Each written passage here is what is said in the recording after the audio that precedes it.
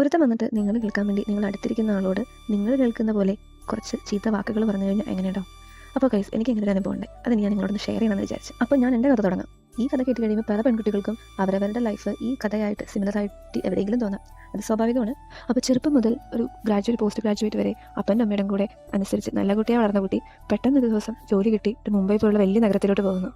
അപ്പോൾ ആദ്യമൊക്കെ ഭയങ്കര ഹാപ്പി ആയിരുന്നു. ബട്ട് പതുക്കെ അവിടെ ഓഫീസിൽ എന്തൊക്കെയോ നമ്മളെപ്പറ്റി കുറ്റങ്ങൾ പറയുന്നു, ആരൊക്കെ എന്തൊക്കെയോ മാറി നിന്ന് പറഞ്ഞു. അതൊക്കെ നമ്മളോട് നേരിട്ട് പറയുന്നില്ല, ബട്ട് നമ്മളതൊക്കെ കേൾക്കാനിടയാവുന്നു.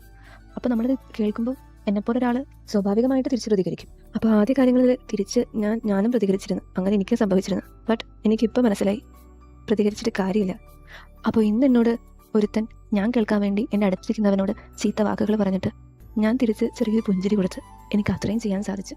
ഇത് എല്ലാ ഓഫീസിലും സംഭവിക്കുന്ന കാര്യമായിരിക്കും. എല്ലാ ഓഫീസിലും എല്ലാ പെൺകുട്ടികളോട് മാത്രമല്ല ആൺകുട്ടികളോടും. ഒരാൾ വേറൊരാളെക്കാളും വലുതായി എന്ന് തോന്നിക്കഴിഞ്ഞു കഴിഞ്ഞാൽ സ്വാഭാവികമായിട്ട് ആ വലുതാവുന്ന ആളോട് ഒരു ദേഷ്യം തോന്നും. ബട്ട് എനിക്ക് ഇങ്ങനൊരു സംഭവം ഇനി ആരുടെയെങ്കിലും ജീവിതത്തിൽ ഉണ്ടായിക്കഴിഞ്ഞാൽ എനിക്ക് പറയാനുള്ള എന്താണെന്ന് വെച്ച് കഴിഞ്ഞാൽ, നിങ്ങൾ തിരിച്ച് പ്രതികരിക്കുന്നതിന് പകരം ഒന്ന് തിരിച്ച് ചിരിച്ച് കാണിക്കുക, അല്ലെങ്കിൽ മൈൻഡ് ചെയ്യാണ്ട് പോവുക, നമ്മുടെ കാര്യം നോക്കി പോവുക. നമ്മൾക്ക് ആ സമയത്ത് കംപ്ലൈൻറ്റ് ചെയ്യാനൊക്കെ തോന്നും. ബട്ട് അങ്ങനെയൊന്നും ചെയ്യരുത് കേട്ടോ.